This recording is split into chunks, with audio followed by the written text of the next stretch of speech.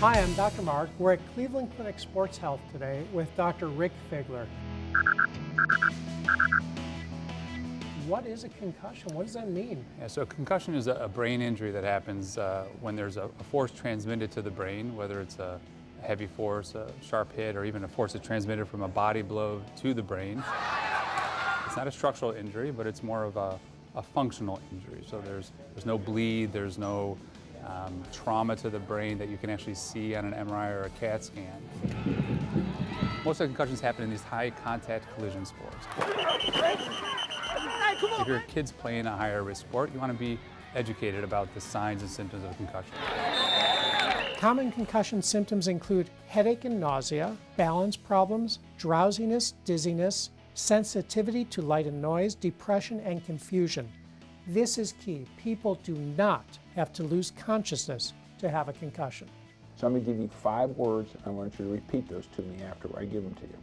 The Cleveland Clinic also uses an iPad app to help determine if people have had concussions, and if they have concussions, to help decide when they are safe to return to play. There's a team of iPad people that go out on a regular basis in the late summer to test these kids for their baseline status so we know where they are when they're normal.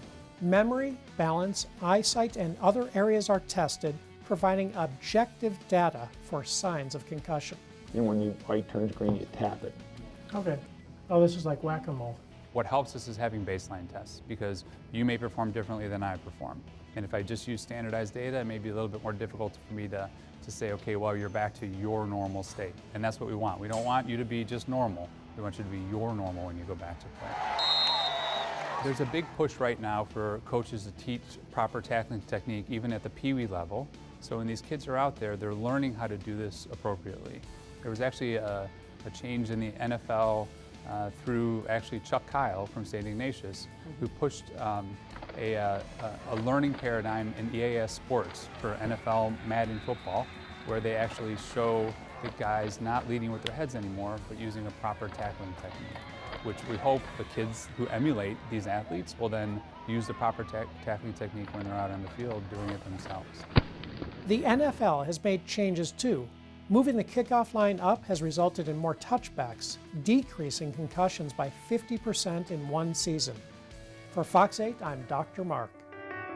Dr. Mark is sponsored by the Cleveland Clinic.